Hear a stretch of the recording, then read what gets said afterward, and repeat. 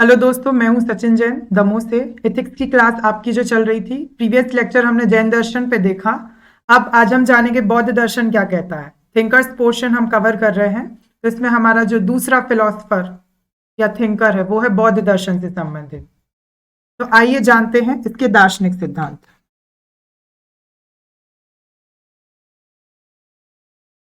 दार्शनिक सिद्धांत में सबसे पहले आते हैं 4 आर्य सत्य। आप लोगों ने पढ़े भी होंगे। तो सबसे पहला है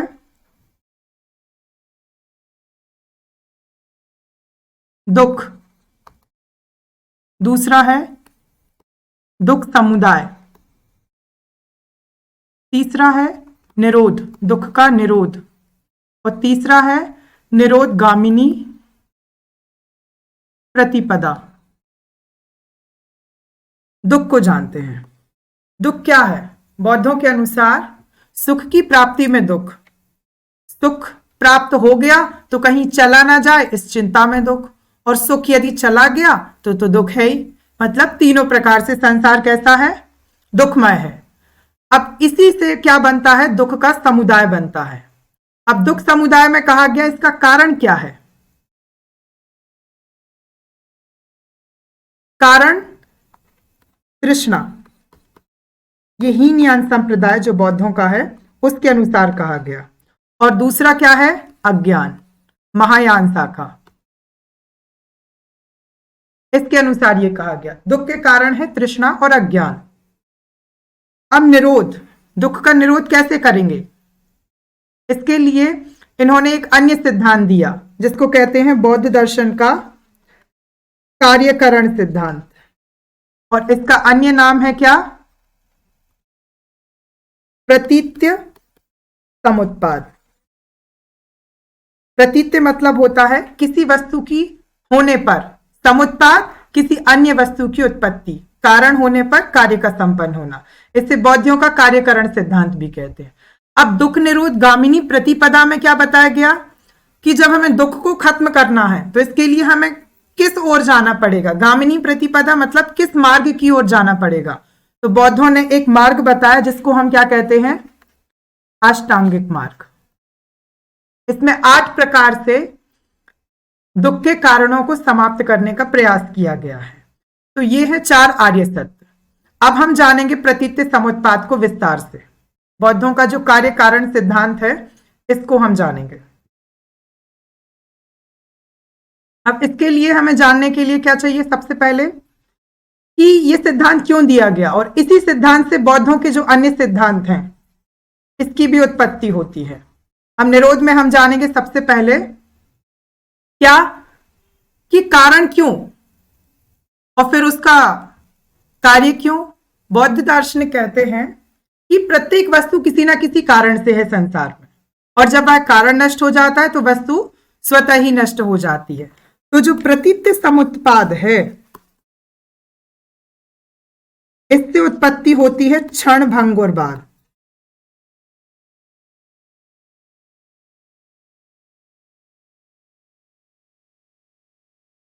क्षण भंगुरवाद की मतलब संसार में जो भी है वह सब क्षण भंगुर है। क्यों? क्योंकि वो अपने कारण से उत्पन्न है और कारण समाप्त होते ही वो वस्तु नष्ट हो जाएगी। जबकि हमने जो प्रीवियस लेक्चर था उसमें क्या पढ़ा कि पृथ्वी जो है वो कैसी है? शाश्वत है। जबकि बौद्ध क्या कहते हैं कि ये कैसी है? क्षण भंगुर, आज है और कल नष्ट हो जाए आप नहीं कह सकते। जबकि वस्तु के संबंध में भी बौद्ध दार्शनिक कहते हैं कि वस्तु भी क्षण भंगुर है। जबकि जैन दार्शनिक में क्या कहा गया?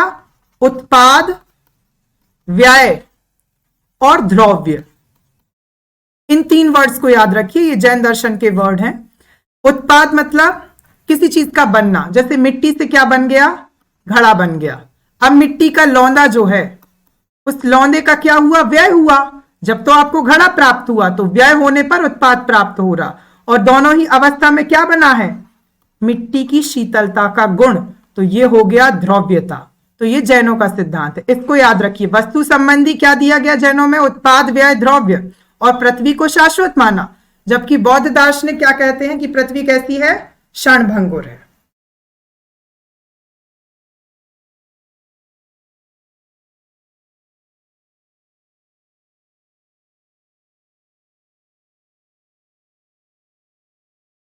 अब जानते हैं हम बौद्धों का दूसरा सिद्धांत। ये क्या कहता है? अनात्मवाद। मतलब बौद्ध दार्शनिक आत्मा को मान्यता नहीं देते। वो कहते हैं कि जो हमारा शरीर है और हमारा मन है, ये किससे मिलके बना है? 5 स्कंध। इन 5 स्कंधों से मिलके क्या बना है? हमारा शरीर बना है। और इन स्कंधों में कौन कौन से आते हैं? रूप, वेदना, विज्ञान, संज्ञा और संस्कार। संस्कार का अर्थ यहां पे लिया गया है संचित कर्म, कि आपके जो कर्म आपने संचित किए हैं उससे भी आपके शरीर का निर्माण होता है। संज्ञा, आपको क्या नाम दिया गया? वो। रूप मतलब आपका भौतिक शरीर। वेदना मतलब आपके जो अनुभव, जिनसे आपको सुख दुख का अनुभव हो रहा, वो वेदना। और विज्ञान मतलब आपकी चेतना। बौद्ध दर्शन में चेतना को तो स्वीकार किया गया, लेकिन आत्मा को नहीं। आत्मा से तात्पर्य है स्थायी द्रव्य। जब कुछ भी स्थायी नहीं है तो फिर इन्होंने आत्मा को भी नहीं माना, क्योंकि अन्य दर्शन कहते हैं कि आत्मा एक ऐसी चीज है जो एक शरीर को छोड़ के दूसरे शरीर को ग्रहण करती। मतलब आत्मा कैसी है? नित्य। जबकि बौद्ध क्या कहते हैं कि ये कैसी है? अनित्य। मतलब इसमें नित्यता नहीं है। तो बौद्ध दार्शनिक आत्मा को अनित्य मान के चलते हैं, याद रखिए।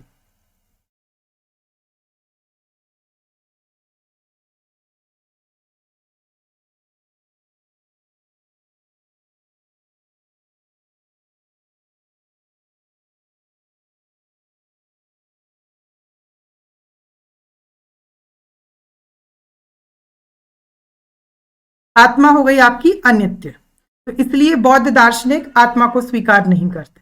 लेकिन ये क्या करते हैं? पुनर्जन्म में स्वीकृति रखते। अब पुनर्जन्म, आत्मा तो है ही नहीं, तो पुनर्जन्म कैसे आएगा? पुनर्जन्म के लिए बौद्ध दार्शनिक क्या कहते हैं कि जैसे दीपक की एक लौ बुझती है तो तुरंत ही दूसरी प्रकट होती है, वैसे ही जैसे एक शरीर नष्ट होता है तो दूसरा शरीर उत्पन्न हो जाता है। लेकिन फिर भी ये आत्मा को स्वीकृति नहीं देते। सृष्टि के संबंध में बौद्ध दार्शनिक क्या कहते हैं? सृष्टि के संबंध में कहते हैं कैसी है? दुखमय। 3 वर्ड याद रखिए आप, ये दुखमय है, अनिक है और अनत है। अनिक मतलब क्षणिक, मैंने अभी आपको बताया कि क्षणभंगुरवाद के रूप में ये व्याख्या करते हैं। और अनित मतलब आत्मा विहीन, मतलब इसमें आत्मा है ही नहीं। तो ये है सृष्टि की अवधारणा। निर्वाण के रूप में ये जो अवधारणा है ये अलग अलग देखने को मिलती है। बौद्ध दार्शनिक कहते हैं कि जो निर्वाण है उसका तात्पर्य है ज्ञान की प्राप्ति। आपको आपके जीवित रहते जब ज्ञान की प्राप्ति हो गई तो आपको निर्वाण हो गया। जबकि जैन दर्शन में निर्वाण से तात्पर्य है कि मृत्यु के बाद जब आपका कभी जन्म ना हो, मतलब मोक्ष की प्राप्ति जो है उसको निर्वाण के रूप में कहा गया। वर्ड एक ही है लेकिन अलग अलग दर्शन में अलग अलग इसका अर्थ हमें देखने को मिलता है। अब हम जानेंगे जो हमारा बौद्ध दर्शन है,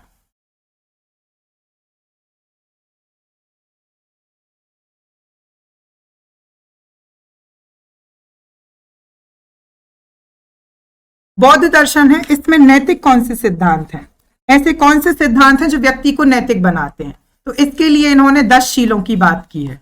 ये 10 शील किसके लिए है? जो बौद्धों के जो भिक्षु हैं उनके लिए ये है। भिक्षुओं के लिए 10 शील का पालन करना है, जबकि जो गृहस्थ है उनके लिए 5 शील की बात की गई है। अब ये शील कौन कौन से हैं? 5 तो वही है जो आपने जैनों में पढ़े, जैसे अहिंसा, सत्य, अचौर्य, अपरिग्रह और ब्रह्मचर्य। 5 यही हैं। ये सिर्फ बौद्ध भिक्षुओं के लिए है। और जो 5 शीलों से जो रियायत मिलती है गृहस्थों के लिए वो कौन कौन से हैं? जैसे असमय भोजन ना करना, ठीक है। कामिनी और कंचन का त्याग। कामिनी से तात्पर्य है स्त्री और कंचन से तात्पर्य क्या है? सोना। ये सब चीजें, तो जो बौद्ध भिक्षु हैं वो इन 10 चीजों का पालन करते हैं, जबकि जो गृहस्थ हैं उनके लिए स्टार्टिंग के जो 5 हैं, सिर्फ उन पे थोड़ा थोड़ा फोकस करना है, बाकी जो नीचे वाले 5 है उनकी कोई बाध्यता नहीं की गई, उनमें रियायत दी गई है। इसके अतिरिक्त जो है जैसे कि सुखमय, शैया पर ना सोना, ये सब चीजें इसमें ऐड की गई हैं। तो ये बौद्धों के क्या है, नैतिक सिद्धांत, मतलब आपको नैतिक पूर्ण जीवन जीने के लिए इन 10 शीलों का पालन करना आवश्यक है।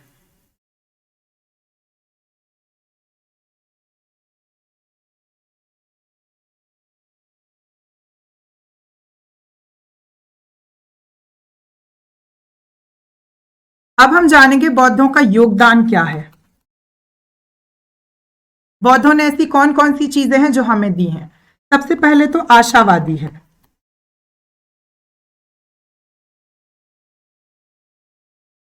आशावादी कैसे है, ये कहते हैं कि ज्ञान की प्राप्ति होगी तो दुख का अंत इसी जीवन में होगा, मतलब कि दुखमय माना है संसार को, लेकिन दुख का अंत इसी जीवन में होगा। हमें ये क्या दी, आशा भी दी। तो इसलिए ये सिद्धांत कैसा हो गया, ये दर्शन कैसा हो गया, आशावादी दर्शन हो गया। यथार्थवादी, ये कहते हैं कोई भी वस्तु स्थायी नहीं है, मतलब हर एक वस्तु अपने कारण के कारण उत्पन्न है, और जैसे ही कारण नष्ट हो जाएगा वो वस्तु भी नष्ट हो जाएगी। तो ये दर्शन क्या कहता है, यथार्थवादी। अब इसका लाभ क्या है, देखिए कोई भी वस्तु मतलब परमानेंट नहीं है, स्थायी नहीं है, तो हमें उसके प्रति आसक्ति नहीं होगी, उसके प्रति मोह नहीं होगा, और जब हमें मोह नहीं होगा तो उसका क्या होगा, उस वस्तु को हम ज्यादा इंपॉर्टेंस नहीं देंगे। इंपॉर्टेंस नहीं देंगे तो यदि वो वस्तु हमसे दूर भी हो गई तो हमारे लिए दुख का अनुभव नहीं होगा। तो अज्ञान को मिटाकर ज्ञान प्राप्ति के द्वारा ये यथार्थवाद बताते हैं, और इस यथार्थवाद से हमें क्या हो रहा है, वस्तु की नश्वरता, कि वो नष्ट हो जाएगी, उसका हमें ज्ञान हो जाता है। इसके बाद बौद्धों का एक बहुत महत्वपूर्ण सिद्धांत है। वो सिद्धांत क्या है, मध्यम मार्ग प्रतिपदा। इसको मध्यम मार्ग भी कहते हैं, मतलब बीच का रास्ता निकालना। देखिए, अति काया कलेश, ये जो है ना, ये जैनों में मिलता है। जैन दर्शन कहता है कि आपको बहुत कठिन तप करना पड़ेगा, यह तन पाए महातप कीजिए, या में सार यही है। जैन दर्शन की ये लाइन है जो देखने में आती है। लेकिन जो आपका मध्यम मार्ग है वो ये कहता है कि नहीं, अति काया कलेश मत कीजिए। आप क्या करें, आप बौद्धों के अनुसार संयम पूर्ण जीवन जिए। संयम मतलब ना बहुत ज्यादा तप, ना बहुत ज्यादा सुख। जबकि अपन इसके बाद जो वीडियो देखने वाले हैं, चारवाक, वो क्या कहते हैं, सुख प्राप्त करो, ऐसा कोई भी काम नहीं करो जिसमें आपको दुख हो। भौतिक शरीर को सुख प्रदान करने की बात चारवाक कह रहे हैं। तो अति काया कलेश कहां मिलता है, जैन दर्शन में हमें देखने को मिलता है। तो ये बीच का रास्ता निकालते हैं कि नहीं, बीच की बात करेंगे हम, और क्या कहेंगे कि संयम पूर्ण जीवन जियो, ना बहुत ज्यादा तप करो, ना बहुत ज्यादा आलस करो। संयम पूर्ण जीवन जियो, थोड़ा सा तप भी करो और थोड़ा सुखमय जीवन भी जियो। ये बौद्ध दर्शन का महत्वपूर्ण सिद्धांत है।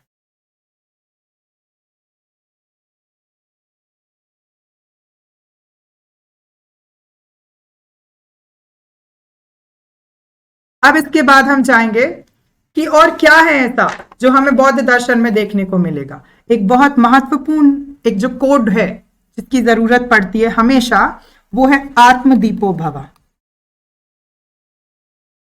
अपने दीपक स्वयं बनो। आज आप देख रहे हैं लोगों में कितनी निराशा है, अवसाद, डिप्रेशन। अभी कोरोना काल में सब लोग घर पे रुके तो आपने देखा होगा कई लोगों में डिप्रेशन की शिकायत हो गई, बहुत निराश हो गए कि अब आगे क्या होगा, ये जीवन रहेगा कि नहीं रहेगा, यदि जीवन रहा तो मुझे काम मिलेगा या नहीं। तो ये कहते हैं अपने दीपक स्वयं बनो, आशापूर्ण रहो।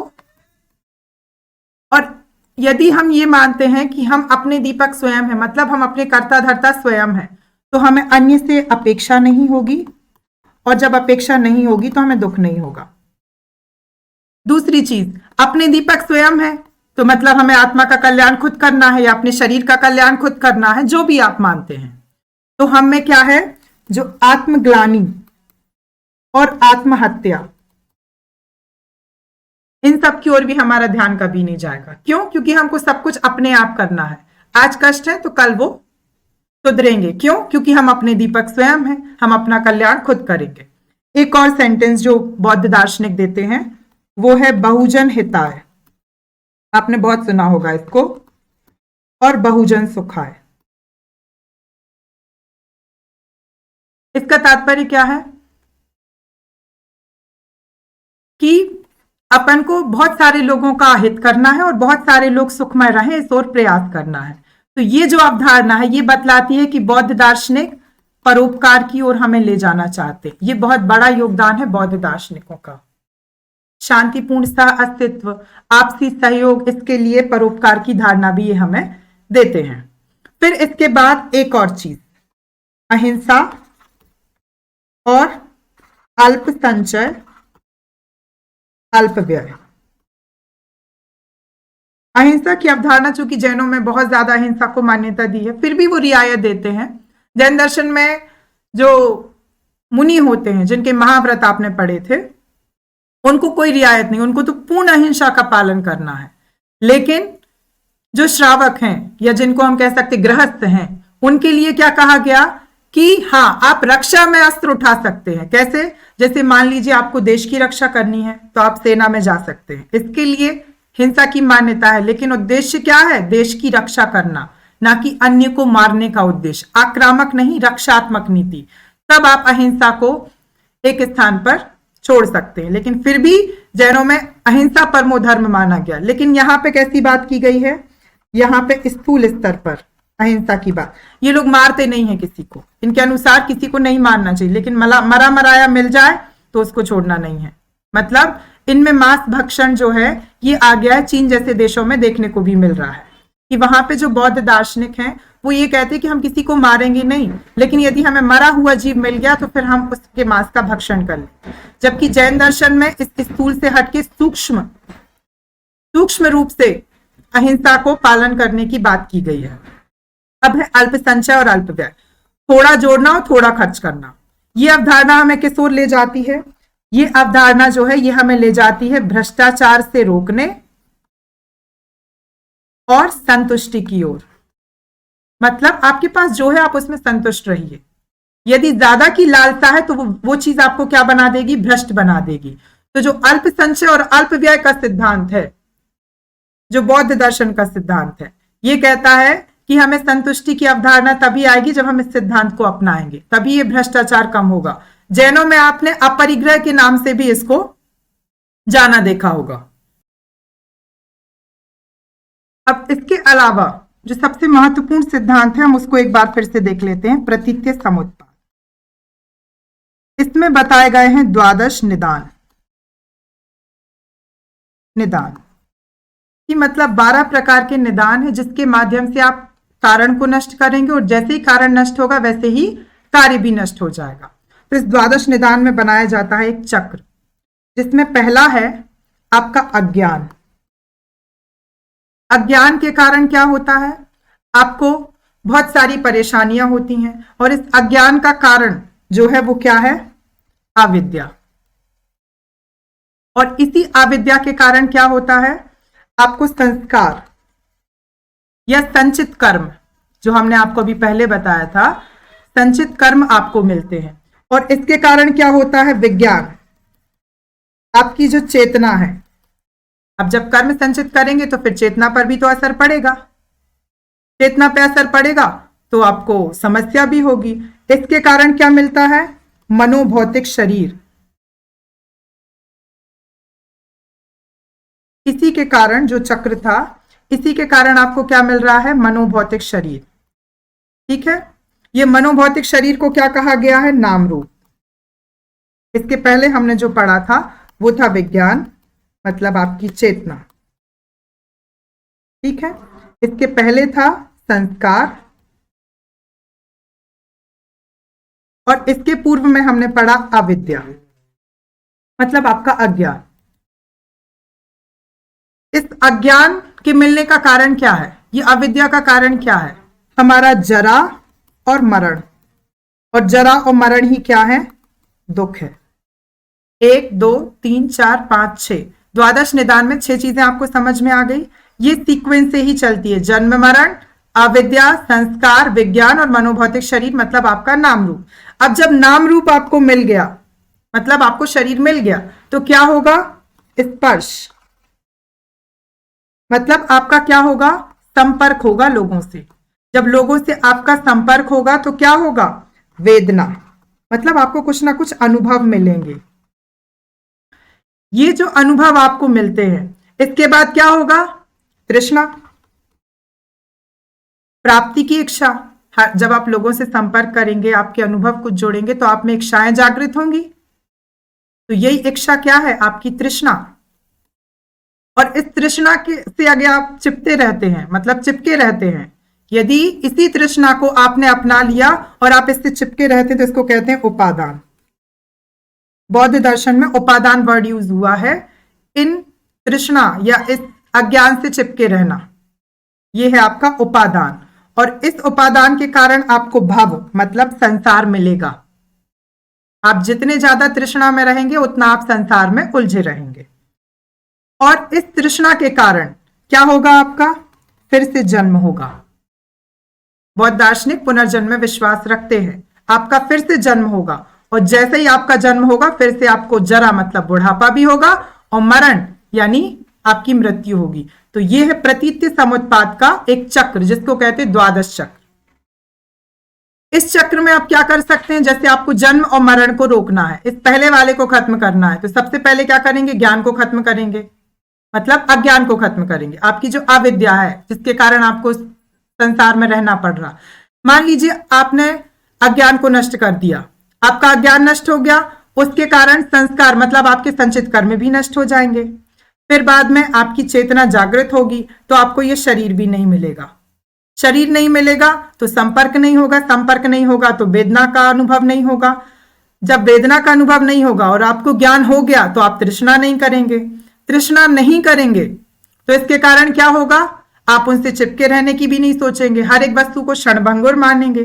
जब ऐसा मानेंगे तो आपको ये संसार फिर से नहीं मिलेगा, और जब संसार फिर से नहीं मिलेगा, मतलब आपका जन्म नहीं होगा। तो एक प्रकार से एक के नष्ट होने से सारे नष्ट होते, इसलिए कहा गया अज्ञान को मिटाना है। और इसके लिए बौद्धों ने एक बहुत अच्छा सिद्धांत दिया, जिसको हम कहते हैं अष्टांगिक मार्ग। ये वो रास्ता है जिस पर चल के आप अपने अज्ञान को मिटा सकते हैं। अब इसके लिए जो इन्होंने 8 मार्ग दिए, सब में सम्यक लगता है। सम्यक दृष्टि, आप अंधविश्वासों को छोड़िए, भ्रांतियों को छोड़िए और ऐसी दृष्टि रखिए, मतलब इस दृष्टिकोण से सोचिए।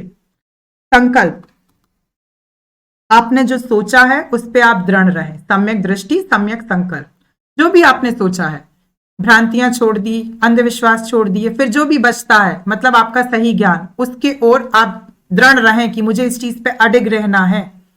यह है सम्यक संकल्प, सम्यक दृष्टि, संकल्प, वाक। अब इनको भी, जो अष्टांगिक मार्ग है ना, इनको हम ग्रुप्स में बांट सकते हैं। जैसे कि जो स्टार्टिंग 2 हैं, इनको कहते हैं प्रज्ञा। ये जो है बौद्धों का ज्ञान का सिद्धांत है। सम्यक दृष्टि और सम्यक संकल्प, ये आपकी प्रज्ञा में आएंगे। फिर बाद में है वाक, कर्मांत, आजीविका, मतलब कैसी वाणी का प्रयोग करना है, कैसे कर्म करने हैं और कैसा व्यवसाय करना है। ऐसा व्यवसाय करना है जिसमें हिंसा ना हो, ये बौद्ध दार्शनिक कहते। तो इन तीनों को मिला के क्या बनता है? शील, प्रज्ञाशील, और फिर आखिरी में आता है समाधि। वाक, कर्मांत, आजीविका, और इसी में शील में आ जाएगा आपका एक और व्यायाम। व्यायाम मतलब पुरुषार्थ। एक प्रकार से आपको कैसा कार्य करना है, ऐसे कार्य करने हैं जो किसी को कष्ट ना पहुंचाए, ऐसे प्रयत्न करने हैं जिससे आपकी आत्मा कैसी हो? नियंत्रित में हो। तो कर्मांत में आ जाएंगे आपके कर्म, आजीविका में आ जाएगा आपका व्यवसाय, और व्यायाम में आ जाएगा आत्मनियंत्रण हेतु किया गया प्रयत्न। ये हो गया आपका शील। इसके बाद आखिरी आता है समाधि। प्रज्ञाशील और समाधि, इनको कहते हैं बौद्धों के त्रिरत्न। कहीं कहीं बुद्ध, धम्म और संघ भी मिलते हैं, लेकिन यदि आप दार्शनिक दृष्टि से देखेंगे तो प्रज्ञाशील और समाधि बौद्धों के त्रिरत्न है। और इन्हीं 3 रत्नों में हमको अष्टांगिक मार्ग मिलता है। प्रज्ञा में मिलता है सम्यक दृष्टि और सम्यक संकल्प, शील में मिलता है वाक, कर्मांत और आजीविका, और समाधि में मिलता है सम्यक स्मृति और सम्यक समाधि। ये दोनों वर्ड यूज हुए हैं। स्मृति मतलब आपका मन कैसा है, सक्रिय है या नहीं है, या फिर आप अवसाद में जा रहे हैं। और समाधि मतलब एकाग्रता से रहस्यों की ओर जाने का प्रयास करना, ये है आपकी समाधि। यदि इन सब मार्गों की ओर हम जाएंगे, इन सब मार्गों से हम गुजरेंगे, तो हमें क्या होगा, जो हमारा अज्ञान है वो नष्ट हो जाएगा। और जब अज्ञान नष्ट हो जाएगा तो हमें संसार में सब कुछ क्षणभंगुर है, इस बात का हमें ज्ञान हो जाएगा। और जब हमें इस बात का ज्ञान हो जाएगा तो फिर हम इस प्रकार का कोई भी कार्य नहीं करेंगे जिसमें हमारी आसक्ति हो। तो ये था बौद्ध दर्शन का, कह सकते हैं, क्रक्स। एक बात याद रखिए, एथिक्स जैसे सब्जेक्ट में आपके शब्द बहुत मायने रखते हैं। आपका एक एक शब्द आप लिख रहे हैं, उस दार्शनिक की झलक दिखनी चाहिए कि ये कौन सा दार्शनिक है। इसलिए याद रखिए, शब्दों का इस्तेमाल बहुत एहतियात से करना है। एक कवि ने कहा भी है कि हमारे शब्द दुनिया के किसी जादू से कम नहीं होते, ये जख्म भी देते हैं और मरहम भी लगाते हैं। तो आपके शब्दों में, आपके मीन्स की कॉपी में ये दिखना चाहिए कि ये किसने लिखी है, और फिर जांचने वाला उसको बहुत बेहतरीन नंबर देता है। जेन्युइन लिखिए, इजी वर्ड्स यूज कीजिए, लेकिन उसका जो कहते हैं ना मूल आत्मा खत्म ना हो जाए, वैसा काम मत कीजिए। वो सारे वर्ड्स यूज कीजिए जो उस सब्जेक्ट की डिमांड है। ओके, इसके बाद हम एक बार थोड़ा सा ऐसा पोर्शन देख लेते हैं जो हिस्ट्री में काम आएगा, बौद्धों का है, बौद्ध दर्शन से संबंधित है कि इनका और क्या क्या योगदान हो सकता है। सबसे पहले तो जो बौद्धों के 2 संप्रदाय मिलते हैं हमको, एक मिलता है हीनयान और दूसरा मिलता है महायान। जो महायान संप्रदाय है ये मूर्ति पूजा को मानता है और ये नहीं मानता है। महायान संप्रदाय मूर्ति पूजा को मानता है, इसके लिए हमें बहुत सारे अवशेष मिलते हैं, खासकर गांधार शैली में बुद्ध और बोधिसत्वों की प्रतिमाएं देखने को मिलती हैं। अब इसके अलावा स्थापत्य में इनका क्या योगदान है। स्थापत्य में आपने स्तूप, अपने सांची के स्तूप देख लें मध्य प्रदेश में, चैत्य, विहार, ये सब हमको मिलते हैं। कार्ले का चैत्य आपने नाम सुना होगा, सातवाहन काल का है। तो ये स्थापत्य जो है बौद्धों की देन है, जो हमें आज भी देखने को मिलती है। मूर्ति कला, मूर्ति कला की जो गांधार शैली है इसमें यूनानी प्रभाव दिखता है, जबकि मथुरा कला जो है मूर्ति कला की, उसमें शुद्ध कह सकते हैं भारतीय प्रभाव झलकता है। गांधार शैली में थोड़ा बहुत ये पाकिस्तान के आसपास है, गांधार, कांधार कहते हैं, अब तो शायद अफगानिस्तान में है। तो ये जो गांधार शैली है इसमें यूनानी प्रभाव स्पष्ट रूप से झलकता है, क्योंकि सिकंदर का जब आगमन हुआ था तो उसने इसको बहुत प्रभावित किया था, इसलिए यूनानी प्रभाव हमें देखने को मिलता है। इस मूर्ति कला के विकास में बौद्धों ने बहुत अद्भुत योगदान दिया है। इसके अलावा संघ की अवधारणा, इस संघ की अवधारणा में इन्होंने क्या किया है, शूद्रों को भी शामिल किया है और महिलाओं को भी। पहले शूद्रों और महिलाओं को बहुत तुच्छ सा समझा जाता था, महिलाओं को भोग की वस्तु और शूद्रों को मात्र सेवा करना, और वो भी दूर रहते थे। फाहियान अपना विवरण लिखता है जब, तो वो ये कहता है कि शूद्र ढोल पीटते हुए गुप्त काल में नगर में प्रवेश करते थे। तो सोचिए कितनी दयनीय स्थिति का सामना करते होंगे वो लोग। तो उनको भी संघ में प्रवेश करके बौद्धों ने क्या किया था, सामाजिक समानता का परिचय दिया था। ये बौद्धों की बहुत बड़ी अवधारणा है जो अस्पृश्यता के अंत करने में उनके योगदान के रूप में देखी जा सकती है। इसके अलावा शिक्षा, ये वो महत्वपूर्ण विषय है जिस पे बौद्धों ने सबसे ज्यादा काम किया। आपने तक्षशिला, नालंदा और विक्रमशिला, इन विश्वविद्यालयों का नाम सुना होगा। इनमें गणित, ज्योतिष, दर्शन, इनकी शिक्षा दी जाती थी। शिक्षा के बहुत बड़े बड़े केंद्र होते थे, और जो बड़े बड़े विहार बनते थे उनमें कहते हैं चातुर्मास के लिए जब बहुत बड़ी संख्या में बौद्ध भिक्षु रुका करते थे तो वहां पर भी ज्ञान की बरसात होती थी। तो शिक्षा के प्रचार में बौद्धों ने भी बहुत बड़ा योगदान दिया। इसके अलावा पाली भाषा, पाली भाषा जो है ये, इसको प्रचारित करने में बौद्धों ने बहुत बड़ा योगदान दिया। इनफैक्ट पाली भाषा को लिखित भाषा का दर्जा दिलाने में बौद्ध ग्रंथों ने बहुत बड़ी भूमिका निभाई। एक समय ये यूपीएससी में ऑप्शनल हुआ करता था, बहुत थोड़ा सा सिलेबस था इसलिए लोग ले लेते थे, अब इसको खत्म कर दिया गया, लेकिन आज भी इसकी बहुत महत्व है। जो आपकी नई शिक्षा नीति है 2020 में आई है, इसमें पाली, प्राकृत और फारसी इन तीनों के अनुवाद के लिए अलग से डिपार्टमेंट बनाने की घोषणा की गई है। के कस्तूरी रंगन की अध्यक्षता में हमारी नई शिक्षा नीति बनी है, उसमें पाली, प्राकृत और फारसी इन तीनों भाषाओं पर फोकस करने की बात की गई, इनके ग्रंथों को समेटने, उनका अनुवाद करने, ताकि हम लोगों तक बहुत सहज भाषा में इनका ज्ञान पहुंच सके। इसके लिए बहुत प्रयास किए गए और बौद्धों का सबसे बड़ा योगदान उनके अभिलेख। ये जो अभिलेख रहे हैं, इनके जो ग्रंथ रहे हैं, इसके कारण हमें सबसे ज्यादा महत्वपूर्ण चीज जानने, आज हम कैसे पढ़ते हैं कि मतलब यहाँ ये देखने को मिलता है, उस समय राजनीतिक जीवन ये था, आर्थिक जीवन ये था। हम समय को कैसे नापते हैं कि मतलब किस समय कौन सी घटना हुई थी। तो इतिहास के जानने के स्रोत के रूप में बौद्धों ने बहुत बड़ा योगदान दिया है। तो ये था हमारा बौद्ध दर्शन, इसको बहुत ध्यान से पढ़िए, क्योंकि इथिक्स में जो बौद्ध दर्शन है और जैन दर्शन है, इनमें से हमेशा कुछ ना कुछ क्वेश्चन बनता ही रहता है। आज जैन दर्शन आया तो कल बौद्ध दर्शन आया, फिर नेक्स्ट ईयर ये चेंज होता जाता है। इसके बाद अब हम पढ़ेंगे चारवाक दर्शन। ये 2019 के सिलेबस में था या नहीं था मुझे नहीं पता, शायद नहीं था, लेकिन 2019 के सिलेबस के बाद जो अभी 20 का सिलेबस आया उसमें ये है, तो इसलिए हम चारवाक दर्शन को पढ़ेंगे।